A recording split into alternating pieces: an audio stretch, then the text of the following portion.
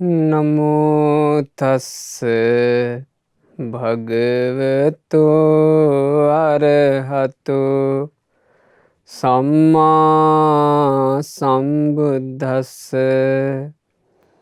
ඒ භාග්‍යවත් වූ අරහත් වූ මහා කාරුණික වූ දෙව්මිනිස් ලෝකයට හිතසුව පිණිස යහපත පිණිස ලෝකානුකම්පාවෙන්ම මේ ලොව පහළ වී වදාළ ආශ්චර්යවත් මනුස්ස රත්නය වන ගෞතම සම්මා සම්බුදුරජාණන් වහන්සේට නමස්කාර වේවා. සාදු සාදු සාදු.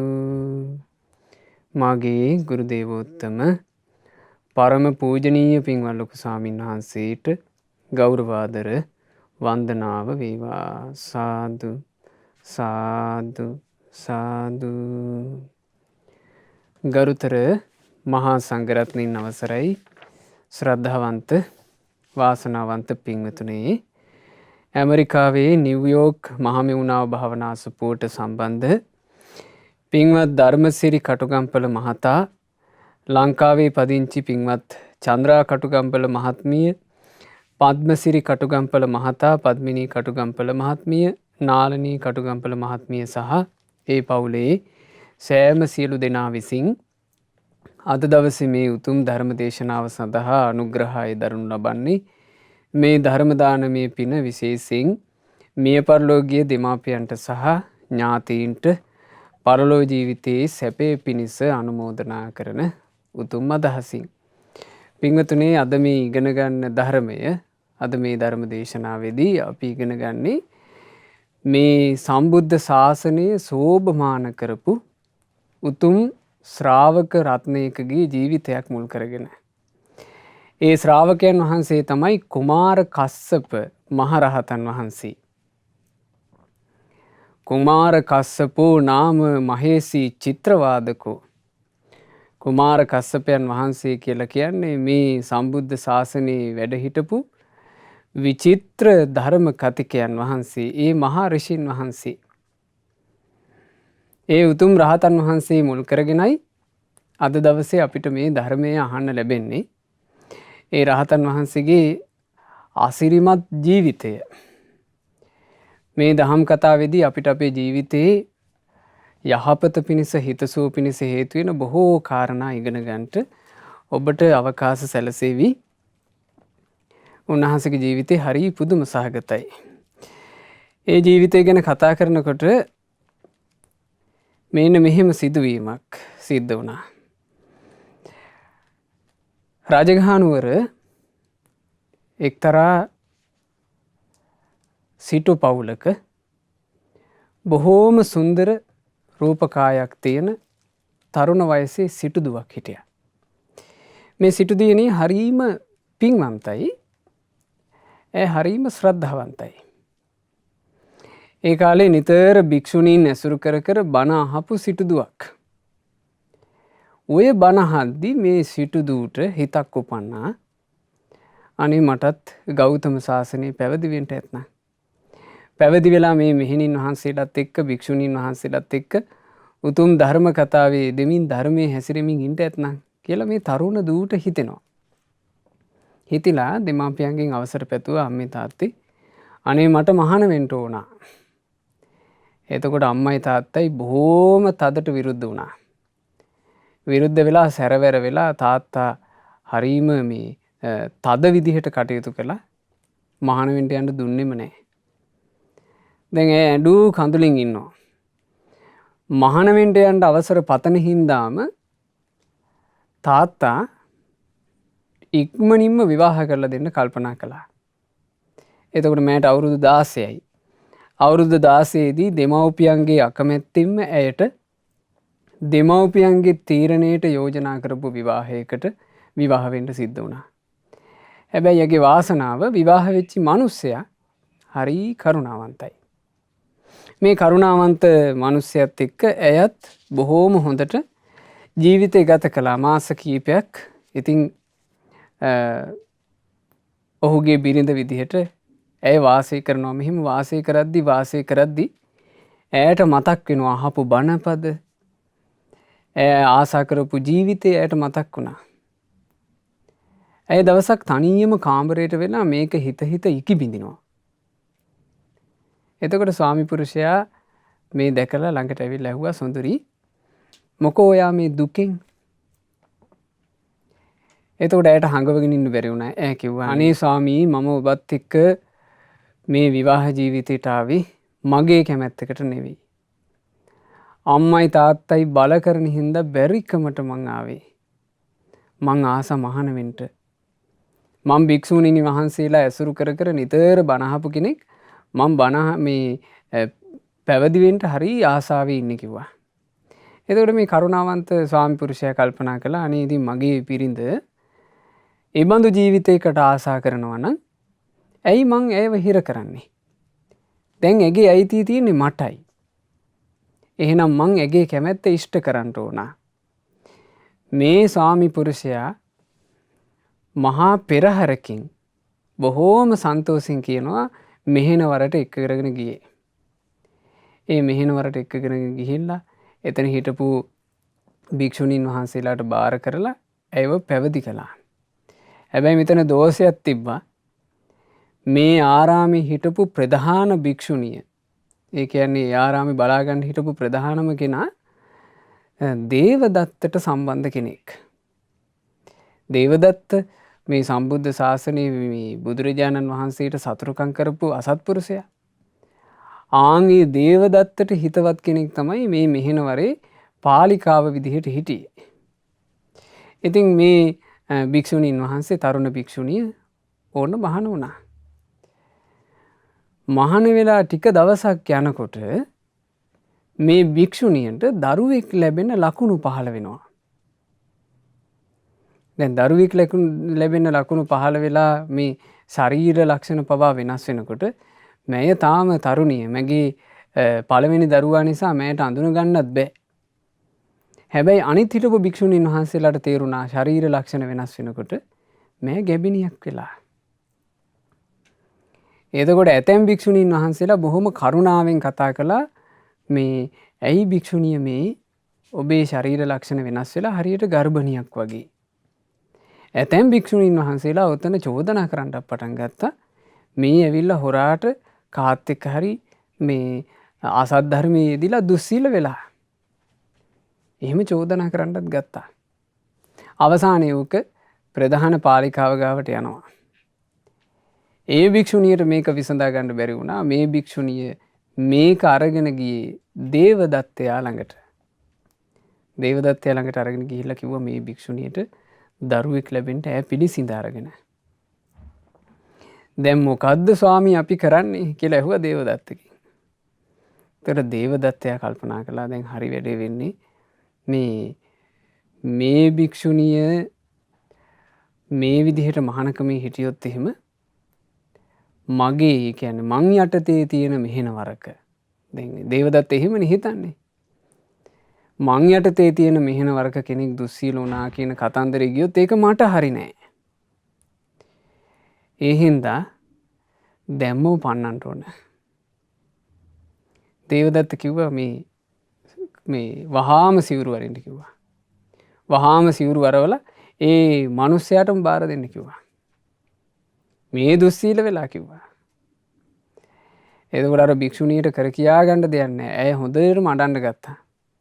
එතකොට අනිත් භික්ෂුණීන් වහන්සේලා ඇවිල්ලා ඇයව සනසවන්න උත්සාහ කරනකොට ඇය කියනවා නෑ භික්ෂුණීන් වහන්සේ මාව සනසවන්න ඕනේ මම දන්නවා මං වැරද්දක් කළේ නෑ කියලා.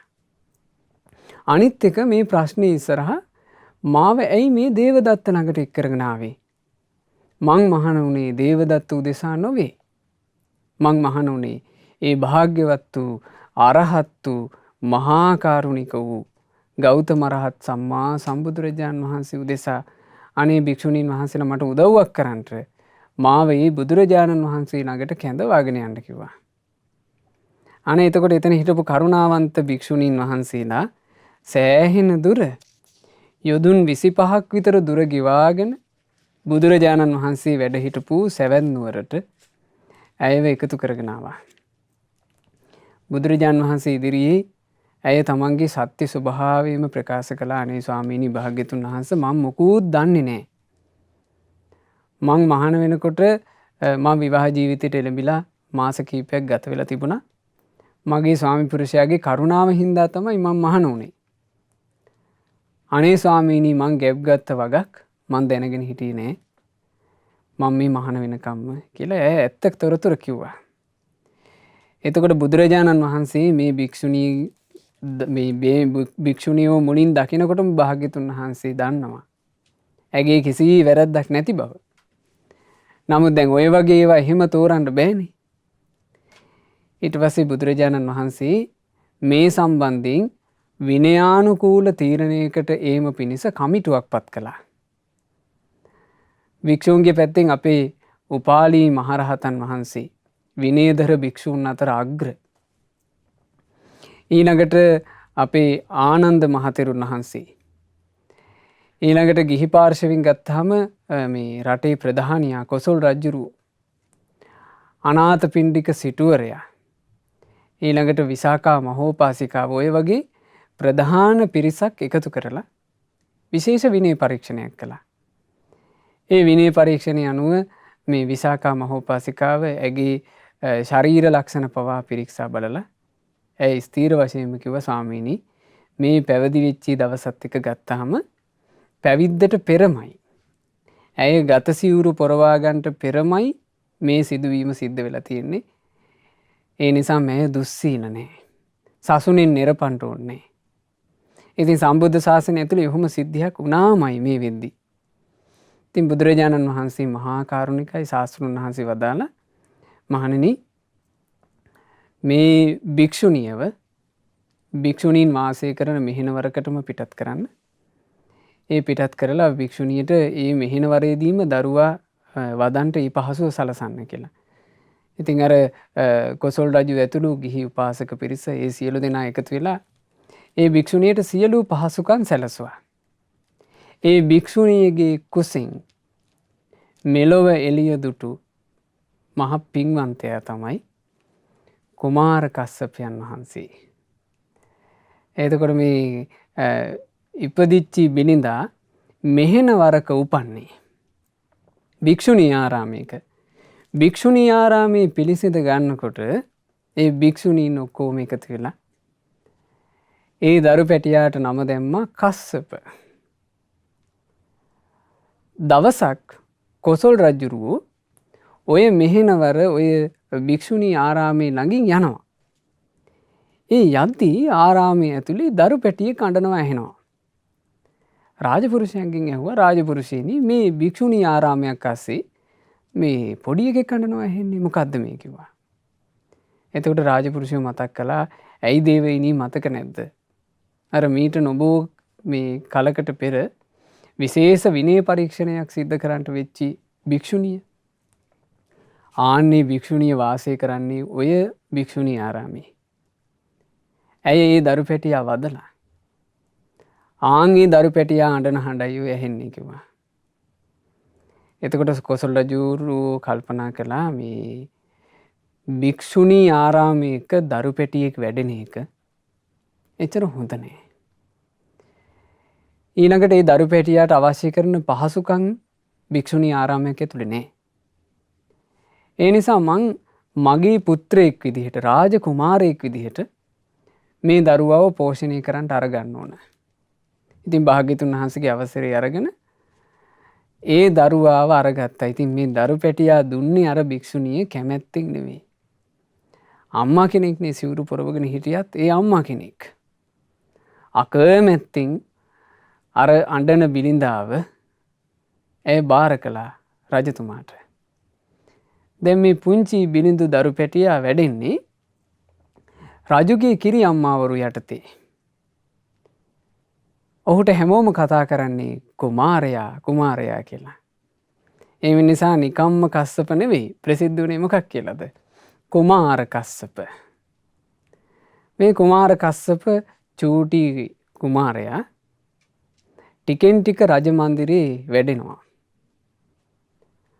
අවුරුදු 7 මේ කුමාරයා කෙලිසෙල්ලම් කරනකොට අනිත් ළමයි තමන්ගේ අම්මා ගැන කතා වෙනවා. අම්මගේ ආදරය ගැන කතා වෙනවා.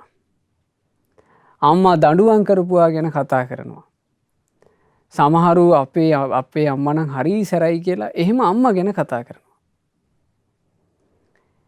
අම්මා කියන වචනේ මේ කුමාර කස්සප කුමාරයාට ඇහෙනවා. දැන් ඔහු කල්පනා කරනවා අනේ මට ආදරය කරන්නටවත් බයින්ටවත් මට කෝ අම්මා කෙනෙක්. දැන් අවුරුදු 7යිනේ මේ පොඩි එක්කෙනා. රජුරු ළඟට දුවගෙන ගිහිල්ලා අහනවා කියනවා. අනේ රජතුමනි අනිත් ළමයි හැමෝටම අම්මා කියලා කෙනෙක් ඉන්නවා. මට කෝ එහෙම කෙනෙක්. ඔය අහන වතාවේ රජුරු නොයේක් ඒවා කියලා මේ දරු පැටියව සැනසුවා. නමුත් දිගින් දිගට මේක අහනවා. එතකොට රජුරවන්ට සිද්ධ වුණා ඇත්තම කතාව කියන්න. ඉතින් රජුරුව කිව්වා ඔබ මෙහෙමයි උපන්නේ. ඔබේ අම්මා භික්ෂුණියක්. ඒ නිසා ඔබේ අම්මා ළඟට ඔබ යවන්න විදිහක් නැහැ. ඒ නිසා මේ රජමැදුරේ තියෙන සැප සම්පත් එක්ක මේ සතුටින් ඉන්න කිව්වා. හැබැයි මේ කතාව අහන්න ලැබුණා විතරයි මේ කුමාර කස්සප කියන අවුරුදු 7 සිඟිති දරුවාට හරි වේදනාවක් හටගත්ත හිතේ. අනේ මේ ජීවිතයේ ස්වභාවය කියන. මේ ජීවිතයේ ස්වභාවය මට මේ අම්මා කෙනෙකුගේ සෙනෙහස ලබන්න බැරුව ගියානේ කියලා මහා කනගාටුවක් හදගත්තා. ඉතින් අර රජ සැපේ පා වුණා මේ දරුවට. ඒක හරි පුදුමයි අවුරුදු 7ක ළමෙක් එච්චර කල්පනා කළා කියන්නේ මේ ඉතින් සංසාරේ ධර්මාවබෝධ කරන්න පින්පුරාගෙන ආපු මහා ඥානයක් තියෙන පින්වන්තයෝනේ. සාමාන්‍යයෙන් අපි අද කල්පනා කරනවා වගේ අවුරුදු 7 ළමයි වගේ බොළඳ නැහැ.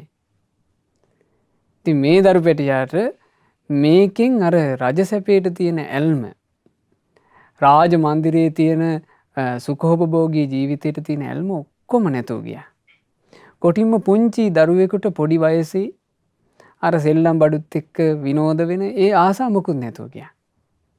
මේ දරු පැටියා ඉල්ලන්න පටන් ගත්තා රජුරු ළඟට ගිහිල්ලා රජතුමනි මටත් එහෙනම් ඒ මහානකම හොඳයි. මගේ අම්මත් මහාන වෙලා ඉන්නේ. මටත් ඒ මහානකම හොඳයි.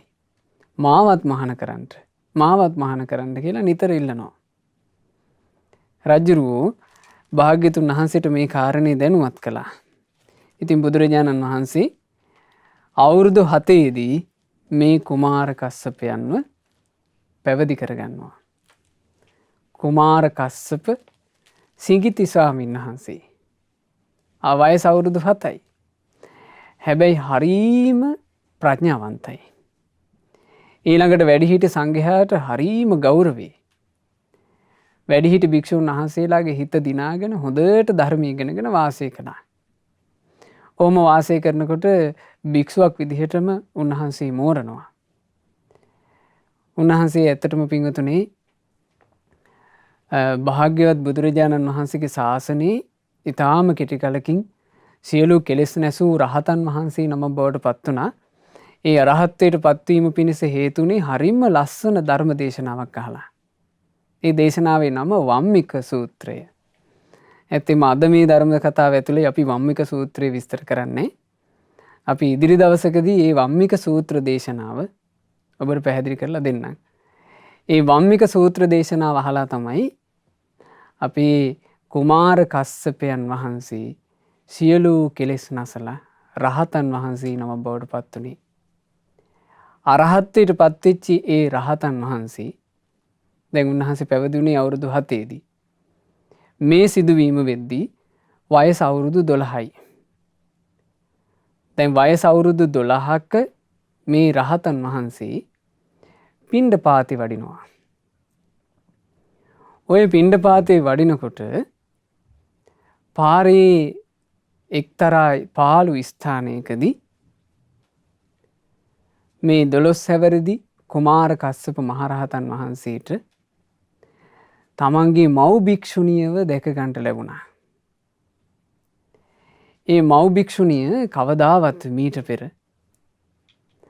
තමන්ගේ මේ දරු පැටියාව දැකලා තිබුණේ නැහැ. එදා දැන් ඉපදිලා පුංචි දවසකින් රජුරු අරගෙන ගියානේ. ආයෙ දකින්න ලැබුණේ. දැන් ඔන්න 12 අවුරුද්දකට පස්සේ දකින්න ලැබෙනවා. දැක්ක ගමන් දරු පැටියාව අඳුනගත්තනේ. මේ භික්ෂුණිය පින්වතුනේ ඒ දරු පැටියා වෙන් වුණාමයි ආයේ ධර්මයක් තුළ හිත තියාගන්න බැරුව ගියා. දරුවා ගැනම හිත බොහෝම දුකසේ හිටියේ. නිතර අඬ හිටියේ. ඒ අඬමින් හිටපු මේ අම්මා ඇත්තටම භික්ෂුණියක් වුණාට ඇය මවක්. ඒ අම්මාට අවුරුදු 12කට පස්සේ තමන්ගේ දරුවාව දකින්න ලැබෙනවා. දැක්කාම හරි පුදුමයි අම්මා කෙනෙකුගේ මව් සෙනෙහස.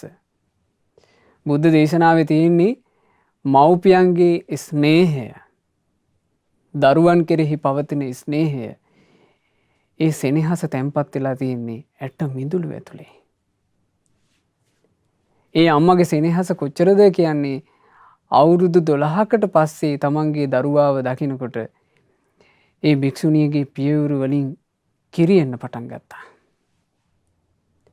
ඇය අඬාගෙන දුවගෙන ආවා. දුවගෙන ඇවිල්ලා මේ කුමාර කස්සපයන් වහන්සේව ස්පර්ශ කරන්න ලැහැත්ති වුණා. අනේ මගේ පුතේ උඹ හොඳින් ඉන්නවා නේද කියලා. ස්පර්ශ කරන්න ලැහැත්ති වෙනකොටම මේ මහරහතන් වහන්සේ පියවරක් පස්සට යනවා. පස්සට ගිහිල්ලා පොඩ්ඩක් සැරට කිව්වා ඔහොම නවතිනවා කිව්වා. තාම අතහැරගන්න බැරි වුණාද ওই විකාර දරු සෙනෙහස කියලා සැර කළා. එතකොට අර අම්මා ඇඬුව කඳුලෙන් අහනවා භික්ෂුණිය මොකද්ද මගේ පුතේ ඔයා කිව්වේ? එතකොට කියනවා මේ මහරහතන් වහන්සේ මං ඇහුවේ 12 අවුරුද්දකුත් ගත වුණා. ඔය විකාර දරු සෙනෙහස තාම අතහැරගන්න බැරි වුණාද කියලා ආයෙ ඇහුවා. ඒ අහනකොට මේ අම්මගේ හිත මහා කම්පාවකට පත් වුණා. හප්පේ මේ වගේ මහා දරදඬු හිතක් තියෙන දරුවෙක් උදෙසාද මං 12 අවුරුද්දක් ඇඬුවේ.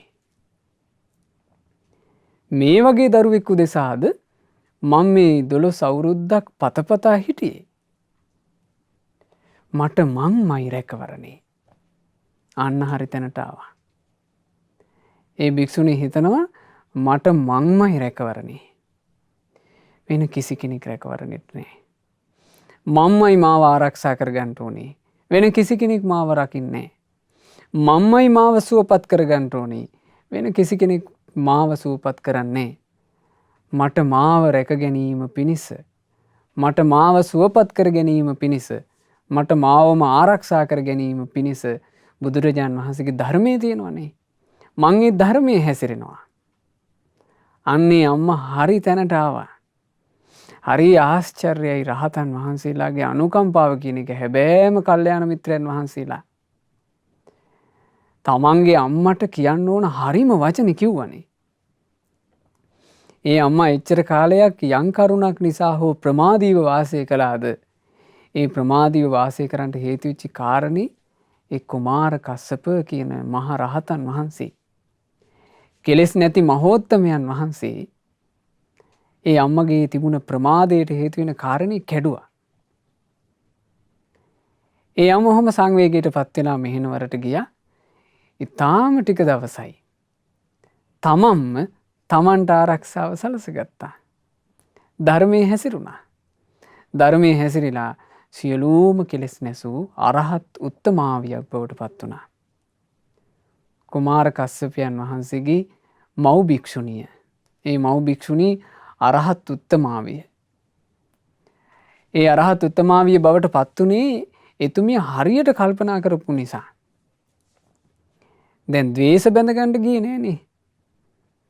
කුමාර කස්සපයන් වහන්සේ ඒ කියපු වචනෙට තරහ අරගත්තේ නෑ. ඇයි හරි තැනට හිතුවා. මේ හරි තැනට හිතනවා කියන එක නම් පින්වතුනි මේ සංසාරෙන් එන්න ඕන පින්බලයක්. හරි තැනට හිතනවා කියන්නේ නැත්තම් කෙනෙකුට අවවාදයක් කළත්, අනුශාසනාවක් කළත්, මඟ පෙන්වීමක් කළත් බොහෝ වෙලාවට ඒකට වැරදියට ගන්නවනේ. ඒකත් වැරදියට අරගෙන පටලැවෙනවනේ. ආයෙමත් පටලැවෙනවනේ. ලේසි කෙනෙකුට හරි තැනට හිත පිහිටුව ගන්නට දක්ෂකම ඉන්නේ. අපේ ජීවිතේට හරි වටිනවා ඒ කුමාර කස්සප මාතාව හිතපු විදිහ. ඒ කියන්නේ පින්වතුනි මේ ජීවිතේ අපිට අනපේක්ෂිත විදිහට අසාධාරණකම් ඊළඟට අපේ හිත රිදවීම් මේවා වෙන්න පුළුවන්. සමහරට අපි ආදරය කරන අයගේ අපිට අනපේක්ෂිත දේවල් සිද්ධ වෙන්න පුළුවන්. අපි කවදාවත් පතාගෙන හිටපු නැති විදිහේ දේවල් අපේ ජීවිතේට එන්න පුළුවන්. ඒ එන අවස්ථාවල තමන්ගේ හිත ශක්තිමත් කරගන්න. තමන්ට තමන්මයි රැකවරණේ. බාහිර රැකවරණයක් නැත්තේමය. බාහිර රැකවරණයක් නැත්තේමය. තමන්ට රැකවරණය සලසා ගත යුත්තේ තමාමය. අපේ මුතුමිත්තෝ ඉස්සර කිව්වේ තමන් හිසට තම අතමය සෙවණැල්ල. තමන්මයි තමන්ගේ රැකවරණේ හදාගන්න තියෙන්නේ. අත්ත දීපා භික්ඛවේ විහරත මහණෙනි තමන්ව දූපතක් කරගෙන තමන්ව ආරක්ෂිත ස්ථානය කරගෙන වාසය කරන්නට අත්ත සරණ තමන්ව සරණ කරගෙන වාසය කරන්නට අනන්‍ය සරණ මහණෙනි ඔබට වෙන සරණක් නැත්තේය. එහෙනම් තමන්ගේ රැකවරණය හදාගන්න තියෙන්නේ කා විසින්ද? තමා විසින්මයි මේක කරන්න තියෙන්නේ. හැබැයි පින්වතුනි රැකවරණය හදාගන්නවා කියන එක ආරක්ෂාව හදාගන්නවා කියන එක තම තමන්ට ඕන විදිහට කරගන්න පුළුවන් එක නෙමෙයි. කොහොමද තමන් තමන්ගේ රැකවරණය හදාගන්නේ? කොහොමද තමන් තමන්ව ආරක්ෂා කරගන්නේ? ධම්මදීපා භික්කවේ විහරත මහණෙනි තමන් තමන්ව ආරක්ෂා කරගන්නවා කියන්නේ ධර්මයේ දූපතක් කර ගැනීමයි. ධර්මය ආරක්ෂිත ස්ථානය කර ගැනීමයි. ධම්ම සරණ ධර්මයේ සරණ කර ගැනීමයි.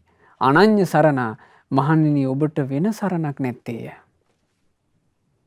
හරි ලස්සනයි බුදුරජාණන් වහන්සේගේ ධර්මය. ඉතින් තමන්ව සරණ කරගත්ත ධර්මයේ සරණ කරගත්ත තමන්ව පිහිට කරගත්ත ධර්මයේ පිහිට කරගත්ත ඒ භික්ෂුණිය ඕන ඔය විදිහට අරහත්ත්වේ සාක්ෂාත් කරලා තමන්ගේ ජීවිතේ හැබෑවටම සුවයට පත් කරගත්තා. ඉතින් භික්ෂූන් වහන්සේලා ඔය කාරණේ ගැන ඒ කියන්නේ මේ 12 අවුරුද්දකට පස්සේ 12 අවුරුද්දක් තිස්සේ මේ භික්ෂුණිය දරු සෙනෙහස නිසා අඬ අඬා ඉන්නවා කියන එක ඒ කාලේ භික්ෂු භික්ෂුණී දෙපාර්ශ්වයේම දැනගෙන ඉඳලා තියෙනවා. කුමාර කස්සපයන් වහන්සේ වෙන් වුණාට පස්සේ ඒ භික්ෂුණියට කිසි සැනසෙල්ලක් නැහැ කියලා. 12 අවුරුද්දකට පස්සේ කුමාර කස්සපයන් වහන්සේගේ එක ක්‍රියාවක් නිසාම මව් භික්ෂුණියට සියලු යහපත සැලසුණානේ කියලත් භික්ෂුන් වහන්සේලා අතර මේ ප්‍රචාරය ගියා. ඉතින් ඕක භාග්‍යතුන් වහන්සේ කරාම එනවා. ඇවිල්ලා භික්ෂුන් වහන්සේලා කියනවා ස්වාමීනි භාග්‍යතුන් වහන්සේ අපගේ කුමාර කස්සපයන් වහන්සේගේ මව්තුමිය ඇයත් මේ සම්බුද්ධ ශාසනේ පිහිට සලසා ගත්තා. හරි පුදුමයි ස්වාමීනි කියලා.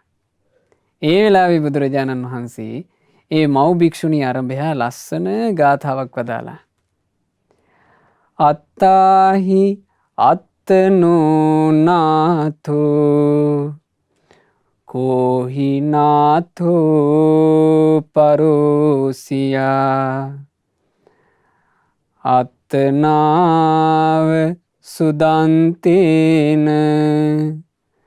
නාතං ලබති දුල්ලභං තමා පමණයි තමාහට නිසි පිහිට රැකවරණය සදන්නේ ලොවේ උත්තම පිහිට එලෙසින් වෙන කෙනෙක් කොහොමද කරන්නේ දෙමුණු සිතකින් දහම් මග යන තමාමයි ඒ දෙය කරන්නේ ඉතා දුර්ලභ පිහිට නිවනය තමාමයි එය ලබාගන්නේ.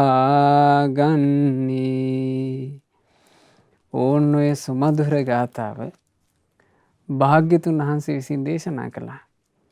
අත්තාහි අත්තුනෝ නාතෝ, තමාය තමාට ඇති එකම රැකවරණය. කෝහි නාතෝ පරෝසයා, කෙලෙසින්ද තවත් කෙනෙක් තව කෙනෙකු හට රැකවරණයක් බවට පත්වන්නේ. අත්තනාව සුදන්තේන, තමා තමාවම ධර්මය තුළ දමනය කරගන්ට දක්ෂ වුණොත්, නාතං ලබති දුර්ලභං, ඒ අයට මේ ජීවිතයේ ලබන දුර්ලභලාභය වන අමා නිවනේ සැනසීම කියන එක කරා යන්ට පුළුවන්. ඒ අමා නිවනේ සැනසීම තුළ තමයි දුර්ලභම ලාභය ජීවිතයට සමීප කරගන්න පුළුවන්කම ලැබෙන්නේ. ඉතින් බුදුරජාණන් වහන්සේ නමකගේ ශාසනය මුණගැහිච්ච නිසා ඒ බුද්ධ ශාසනය ඇතුළේ ඒ කුමාර කස්සපයන් වහන්සේටත් හැබෑම රැකවරණය හදාගන්න ලැබුණා. කුමාර කස්සප මාතාවටත් හැබෑම රැකවරණය හදාගන්න ලැබුණා. අද දැන් මේ කුමාර කස්සපයන් වහන්සේගේ ජීවිතය සහ කුමාර කස්සප මාතාවගේ ජීවිතය ගැන හිතද්දී නුවණ තියෙන කෙනෙකුට අදටත් පුළුවන් යම් රැකවරණයක්, යම් පිහිටක් තමන්ගේ ජීවිතයට හදාගන්න. අපි පින්වතුනේ බාහිරින්මනේ රැකවරණ පතන්නේ. අපි හිතනවා සල්ලි වලින් අපිට රැකවරණ තිබේ. අපි හිතනවා ගෙවල් දොරවල් වලින් අපිට රැකවරණ තිබේ. දේපල වලින් රැකවරණ තිබේ. අපේ නම්බුනාම වලින් අපිට රැකවරණ තිබේ කියලා. අපි හිතනවා බාහිරින් තමයි අපිව රකින්නේ. එක්කෝ අපි පූජා වට්ටි උස්සගෙන යනවා දේවාල ගානේ ගිහිල්ලා ලොකු ලොකු පූජා වට්ටි දීලා පතනවා මාව රකින්ට කියලා. බාහිරින් පතනවා. බාහිර රැකවරණේ සල්ලි දිදී දැන් මේ දේවාල වලට ගිහිල්ලා කොච්චර පඳුරු තියනවද? ලොකු ලොකු පඳුරු තිය අපි පතනවා අපිට රැකවරණයක් බාහිරින්. එක්කෝ රැකවරණේ පතනවා ඥාතීන්ගෙන්, එක්කෝ රැකවරණේ පතනවා යහළුවන්ගෙන්, එක්කෝ රැකවරණ පතනවා දරුවන්ගෙන්. බාහිරින්ම අපි රැකවරණයක් හොයනවා. හැබැයි රැකවරණය කියන එක කොහොමද හදාගන්න තියෙන්නේ? තමන්ට රැකවරණය හදාගන්න ඕන තමන්ව ධර්මයේ තුල දමනය කරගෙන. බුදුරජාණන් වහන්සේ වදාලා අත්තානංචේ පියං ජඤ්ඤා, තමන්ට තමාව ප්‍රියනම් රක්ඛීය නං සුරක්ඛිතං, තමන්ව රැකගන්න ඕන කියලා අවංකවම හිතනවනම් තින්න මඤ්ඤ තරං යාමං පටිජග්ගීය පණ්ඩිතෝ, ජීවිතේ බාල කාලේ හරි වේවා, ජීවිතේ තරුණ වයසේ හරි වේවා, ජීවිතේ වයසට ගියපු කාලේ හරි වේවා, මේ අවස්ථා තුنين එකක හරි ධර්මයේ හැසිරෙන්න. ඒක තමයි තමන්ගේ ජීවිතයට හදාගන්න රැකවරණේ, වෙන රැකවරණයක් නේ. තමාට රැකවරණයයි කියලා අපි යමකට කියනවා නම් ඒ තමාට රැකවරණේ වෙන්නේ කොහොමද? ජීවිතේ කොයියම් හෝ කාලයක ධර්මයේ හැසිරෙන්න ඕන, යහපතේ හැසිරෙන්න ඕන, කුසලයේ හැසිරෙන්න ඕන. අන්න රැකවරණේ හදාගත්තා. ඒ නිසා මේ දහම් අවවාදය අහලා තමන්ගේ ජීවිතයට හැබෑ රැකවරණේ හදාගන්න මහන්සි ගන්න. පුළුවන් පින්වතුනි මේ කාලේ තමන්ගේ ජීවිතයට හැබෑම රැකවරණේ හදාගන්න. ඒ සඳහා ධර්මයේ තියෙනවා. දැන් බුදු කෙනෙක් පහළ නොවුණා නම්, බුදුරජාණන් වහන්සේ වදාළ ශ්‍රී සද්ධර්මයේ නොතිබුණා නම් අපි කොච්චර හිතුවත් වැඩක් නැහැ අපිට රැකවරණේ හදාගන්න. අපිට රැකවරණේ හදාගන්න පිළිවෙල නැත්තේය. රැකවරණේ හදා ගැනීම පිණිස ආරක්ෂක වැඩපිළිවෙලක් බුදු කෙනෙක් නැත්තම් ලෝකේ නැත්තේය. ඒ ආරක්ෂක වැඩපිළිවෙල බුද්ධ ශාසනයක් තුල පමණයි තිබෙන්නේ. දැන් මේ බුද්ධ ශාසනය නිසා අපිට ආරක්ෂක වැඩපිළිවෙල තියෙනවා. ඒ වැඩපිළිවෙල යටතේ තමන්ව দমনය කර ගැනීමට තමන් දක්ෂ වෙන්න ඕනේ. එතකොට කුමාර කස්සපයන් වහන්සේත් කුමාර කස්සප මාතාවත් ওই විදිහට ජීවිතේ සැපවත් කරගත්තනේ. දැන් භික්ෂුන් වහන්සේලා අතරේ මේ කාරණේ හරියට කතා බස් කරුණා නිතර. දවසක් සැවැන්නුවර දම්සභා මණ්ඩපයේදී මේ භික්ෂූන් වහන්සේලා මේ ගැන කතා වෙනවා. බලන්න ආයුෂ්මතුනි මේ භාග්‍යවත් බුදුරජාණන් වහන්සේගේ අසිරිය, උන්වහන්සේගේ මහා කරුණාව, උන්වහන්සේ දේශනා කරපු ධර්මයේ ආශිර්වාදය, උන්වහන්සේ පිහිට වූ සසුනේ මේ තියෙන සැනසිල්ල බලන්න ආයුෂ්මතුනි. අර මේ මව් භික්ෂුණියත් සැනසිල්ලට පත් වුණා.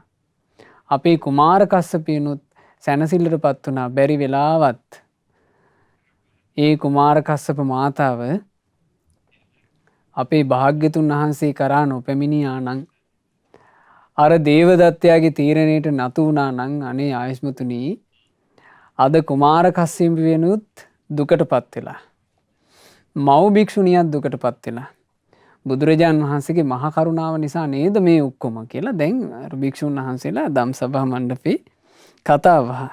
ඔය වෙලාවේ බුදුරජාණන් වහන්සේ උතින්ට වැඩම කළා.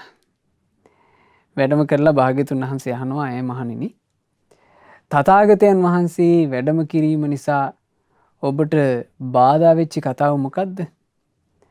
තථාගතයන් වහන්සේ වඩින්න කලින් ඔබ මොකක් ගැනද කතා වුණේ?" කියලා ඇහුවා. එතකොට මේ භික්ෂුන් වහන්සේලා කියනවා, "අනේ ස්වාමීනි, අපි කතා වුණේ භාග්‍යතුන් වහන්සේගේ මහා කරුණාව, බුදුරජාණන් වහන්සේගේ අනුකම්පාව. බුදුරජාණන් වහන්සේ එදා කුමාර කස්සප මාතාවට අනුකම්පා කරලා සිව්වණක් පිරිස මැදම විනයානුකූල තීරණයක් දීලා මේ භික්ෂුණියක් විදිහටම මෙහෙණවරේ දරුවා බිහි කරන්න අවකාශෙත් සලසලා දීලා බුදුරජාණන් වහන්සේගේ මහා කරුණාව නිසා ඇය ඒ විදිහටත් සුවපත් වුණා. ඊළඟට ඒ දරු පැටියා රජමාලිගාවේ කුමාරයෙක් විදිහට වැඩුණේ බුදුරජාණන් වහන්සේගේ මහා කරුණාව නිසාමයි. අවසානයේ දරු පැටියා අපේ කුමාර කස්සපයන් වහන්සේ භාග්‍යතුන් වහන්සේ සමීපයට පැමිණිලා ධර්මයේ තුලත් දමණය වුණා, සැපයටපත් වුණා. කුමාර කස්සප මාතාවත් ධර්මයේ තුල දමණය වෙලා සැපයටපත් වුණා. අනේ භාග්‍යතුන් වහන්සේගේ මහා කරුණාව, බුදුරජාණන් වහන්සේගේ කාරුණික බව කොයිතරම් අසිරිමත්ද කියලා ස්වාමීනි ඕක තමයි කිව්ව අපි කතා වුණේ. බුදුරජාණන් වහන්සේ වදාලා, "මහණෙනි, ඔය අම්මවයි පුතාවයි මං බේරගත්තේ මේ ආත්මෙ විතරක් නෙවෙයි. පෙර ආත්මිකත් මං ওই විදිහටම ඔය අම්මටයි පුතාටයි පිහිට වුණා" කිව්වා. එතකොට භික්ෂුණීන් වහන්සේලා අහනවා, "අනේ ස්වාමීනි භාග්‍යතුන් වහන්සේ, දැන් මේ ජීවිතේ නම් කුමාර කස්සපයන් වහන්සේ සහ ඒ මව් භික්ෂුණිය, ඒ අම්මයි පුතයි බේරිච්ච හැටි අපිට පේනවා. හැබැයි ස්වාමීනි අතීත කාරණේ අපිට පේන්නේ නැහැ. අනේ ස්වාමීනි අපේ සැකය දුරු කරන්නට අපිට ඒ කාරණේ කියලා දෙන්න" කිව්වා. එතකොට සියල්ල දන්නා, සියල්ල දක්නා, අතීතයේ ගැන විමසනා කල්හි කෙලවරක් නැතුව දැක්ක හැකි ඒ මහා කාරුණික ශාස්තෘන් වහන්සේ, නතස්ස අදිට්ඨ මිදත්ති කංචි, ඒ බුදුරජාණෝ මේ ලෝකේ අතීත අනාගත වර්තමාන කියන තුන් කාලයෙහි නොදුටු කිසිවක්ම නැත්තේය. නවිඥානම ජානිතබ්බං, ඒ බුදුරජාණෝ අතීත අනාගත වර්තමාන යන මේ තුන් කාලය තුල මේ ලෝකේ නොදන්නා යමක්ද නැත්තේය. සබ්බං අභිඥාය යදත්ත ඤෙය්‍යං, මේ ලෝකේ තතු ඒ අයුරින්ම දුටු නිසාත්, ඒ අයුරින්ම අවබෝධ කළ නිසාත් තථාගතෝ තේන සමන්ත චක්ඛෝ, තථාගත බුදුරජාණන් වහන්සේට සියල්ල දකිනා ඇස සමන්ත චක්ඛූ කියා කියන්නේය. ඒ තමයි අපි සරණ ගියපු ශාස්ත්‍රඥ වහන්සේ. ඒ බුදුරජාණන් වහන්සේ තමයි පින්වතුනේ ඒ අතීත පුවත, අතීත වෙච්ච සිද්ධිය වදාලේ. ඒක උනේ මේ විදිහට. මේ විස්තරේ තියෙනවා නිග්‍රෝධ මිග ජාතකේ. ඒ කාලේ පින්වතුනේ ගොඩාක් ඈත අතීතේ බරණැස බ්‍රහ්මදත්ත කියලා රජෙක් රාජ්‍ය කරලා තියෙනවා. ওই කාලේ සංසාර ගමනේ එන අපේ මහබෝසතන් වහන්සේ මුව යෝනියේ ඉපදිලා හිටියා. ඒ බෝසත් මුවා මේ හරි ලස්සන රන්වන් පාට රත්තරම් පාට මුවෙක්. නිල් මැණික් වගේ ලස්සන ඇස් තිබ්බා. රිදී පාට ලස්සන අන්තට්ටුවක් තිබුණා. සෙමර මුවෙකුගේ වගේ ලස්සන වලිගයක් තිබුණා. ඊළඟට ලොකු අස්ස පැටියෙක් වගේ මහා විශාල සිරුරකුත් තිබුණා. ඒ කියන්නේ හොඳ සද්දන්ත මුවෙක් මේ. මේ මුවා නිග්‍රෝධ මුවරාජ කියන නමින් ප්‍රසිද්ධ වෙලා හිටියා. එතකොට ඔය නිග්‍රෝධ මුව රජුරෝ වනාන්තරේ 500කින් යුක්ත මුව රැලකට නායකයා වෙලා තමයි වාසය කළේ. එතකොට මේ රන්වන් පාට මුව රාජයත් එක්ක තමයි මේ 500ක් මුවෝ සුවසේ වනයේ හැසිරෙන්නේ. ඊළඟට ඔය කැලේටම වෙන්න හිටියා තවත් රත්තරම් පාට සිරුරක් තියෙන මුවෙක්. ඒ මුවාගේ නම සාක. ඔය සාක මුවාටත් 500ක කණ්ඩායමක් හිටියා. ඒ කාලේ බරණැස් රජුරුවෝ මුව දඩයමට පුරුදු වෙලා. රජුරුවෝ නිතර තමන්ගේ පිරිවරත් එක්ක මේ මුව දඩම යනවා. රජුරුවෝ අන්තිමේ මේ මුව මස් රහට කෑදර වුණා. මුව මස් නැත්තම් බත් කන්නේ නෑ රජා. ඒ නිසා මිනිස්සු කොහොම හරි කරලා මුවෙක් මරනවාමයි. දැන් ඔය කාරණෙත් එක්ක අර මුව රංචු දෙකම හරි අසරණ වුණා. මුවෝ ටික ඔක්කොම කෙට්ටු වෙන්න පටන් ගත්තා. මොකද මුවෝ පණ බය නිසා කන්නේ බොන්නේවත් නැතුව හැංගිලා ඉන්නවා. ඇයි හැමතිස්සෙම එක්කෝ උගුල්ලට වලා එක්කෝ විදිනවා. එතකොට මුවෝ මෙහෙම අසරණ වෙලා වාසය කරනකොට මේ අවසානයේ මේ මුව රජවරු දෙන්න කල්පනා කළා දැන් මේක හරියන්නේ. නිග්‍රෝධ මුව රජුරුවෝයි සාක මුව රජුරුවෝයි දෙන්න කතිකාවතක් හදාගත්තා. අපි මෙහෙම කරමු. අපි අපේ බරණැස් රජුරුවෝ සමීපයට ගිහිල්ලා මේ ගැන දැනුවත් කරමු. මේ ගැන කතිකාවතකට එමු. ඒ කියන්නේ අපි අපේ කණ්ඩායම් වලින් දවසකට එක මුවා ගනේ මේ රජුරුවන්ට කැමැත්තෙන්ම බිලි වෙමු. එතකොට අපේ අනිත් මුවන්ට සැනසෙල්ල හිටියේකනේ. රජුරුවන්ට කියමු අනිත් මුවන්ව දඩයම් කරන එක නවත්තන්න රජතුමනි. අපි කිසි වෙහෙසක් නැතුව දවසකට එකෙක් ගානේ රජතුමාට ආහාරය පිණිස කැප වෙනවා කියලා. එතකොට ඉන්න ටිකේ හරි සැනසෙල්ල ඉන්නවනේ කියලා. ඉතින් මේ මුව රජවරු දෙන්න ගිහිල්ලා බරණැස් මහරජුරුවන්ව මුණ ගැහුණා. මේ යුගයේ වෙනකොට පින්වතුනි ඒ කාලේ මේ සත්තුත් එක්ක අදහස් හුවමාරු කර ගැනීමේ හැකියාවක් තිබිලා තියෙනවා. ඉතින් කතා බහ ඇති වුණා. ඒ කතා බහින් පස්සේ රජුරුව තුවකට කැමති වුණා. රජුරුව කැමති වෙලා දැන් ඉතින් මුවෝ සැනසෙල්ල ඉන්නවා. දැන් රජුරුවන්ගේ නීතියට අනුව එක දවසක් නිග්‍රෝධ මුව රංචුවෙන් එක මුවෙක් යනවා කියනවා රජුරුවන්ට ආහාර පිණිස පිළිවෙන්න. ගිහිල්ලා ඒ මුවා කැමැත්තෙන්ම අර අපි කියන්නේ බෙල්ල කපන කොටේ දංගෙඩිය කියලානේ කියන්නේ. ওই දංගෙඩිය ඔළුව තියෙනවා. එතකොට අනිත් මුවෝ ඒ කාලේ සැනසෙල්ල ඉන්නවා. වැඩිහිටි පිළිවෙලට තමයි දැන් මේක වෙන්නේ. එක දවසක් නිග්‍රෝධ මුව රංචුවෙන් එකෙක් යනවා. අනිත් දවසේ සාක මුව රංචුවෙන් එකෙක් යනවා. ඔහොම යමින් ඉද්දී වැඩිහිටි පිළිවෙලට අනුව සාක මුව රංචුවේ හිටපු එක ගැබ්බර මුව දෙනකට යන්න සිද්ධ වුණා. ඒ යන වාරේ ආවා. අනේ දැන් මේ මුව දෙනට හරි දුකයි. තමන්ගේ කුසේ පැට්ටෙක් ඉන්නවා. එතකොට මේ පැටියා ගැන හිතනකොට මුව දේනුවට හරි දුකක් ඇති වුණා. ඇයි සාක මුව රජුරුව ගාවට ගිහින් කියනවා අනේ මුව රජතුමනි මං වෙනුවට වෙන කෙනෙක් යවන්නකෝ. මං මගේ දරු පැටියාව බිහි කරපු ගමන් මං යනවා. මගේ දරු පැටියා කෙරෙහි අනුකම්පා කරලා මං වෙනුවට වෙන එකෙක් යවන්න කිව්වා. සාක මුව රජුරුව කැමති වුණේ නැහැ. මේ සාක මුව රජා කියලා කියන්නේ ඒ කාලේ දේවදත්ත. ඒ කාලේ ඉඳලම අකාරුණිකයි. ඒ කාලේ ඉඳලම අසත්පුරුෂ ගති. යනවා යන්ට කියලා පන්න ගත්තා අර මුව දිනව. එතකොට මේ මුව දින අඬාගෙන ගියා කියනවා නිග්‍රෝධ මුව රජුරුවන්ගේ කණ්ඩායමට ගිහින් නිග්‍රෝධ මුව රජුරුවන්ට මේක කිව්වා. ඒ මුව රජුරුව කල්පනා කළා මේ මුව දෙන කියන කතාව ඇත්ත. මොකටද එක වාරයක් උදෙසා දෙන්නෙක් බිලි වෙන්නේ? ඒ නිසා මේ මුව දෙන යා යුතු නැහැ. හැබැයි ඒ වෙනුවට යවන්න වෙන කෙනෙකුත් නැහැ. මං යනවා කියලා හිතලා අපේ මහබෝසත් නිග්‍රෝධ මුව රජුරුව එතෙන්ට යනවා. ගිහිල්ලා අර කොටේ ඔළුව තිබ්බා. ඔළුව තියෙනකොට ඒ ගහලයා කල්පනා කළා දැන් මේ ඉන්නේ මුව රජා. මේ මුව රජාව එහෙම එකපාර මං ඝාතනය කළොත් එහෙම මේක මට ප්‍රශ්නයක් වෙන්න පුළුවන් කියලා. අද ඇවිල්ලා ඉන්නේ මුව රජුරුවෝ කියලා දැනුවත් කළා. එතකොට බරණැස් රජුරුවෝ එතෙන් එනවා. ඇවිල්ලා බරණැස් රජුරුවෝ කතා කළා. කතා කරාම කිව්වා රජතුමනි මෙහෙම සිදුවීමක්. ගැබ්බරු මුව දෙනා කසරණ වෙලා. ඒ හින්දා මං ආවේ කිව්වා. ඒ මුවාගේ තිබුණ මුව රජුරුවන්ගේ තිබුණ සත්පුරුෂ ගතියට බ්‍රහ්මදත්ත රජුරුවන්ගේ හිත පැහැතුණා. පැහැදිලා කිව්වා මේ එහෙනම් මේ මුව දෙනටත් මං අබේදානය දෙනවා. ඔබටත් අබේදානය දෙනවා.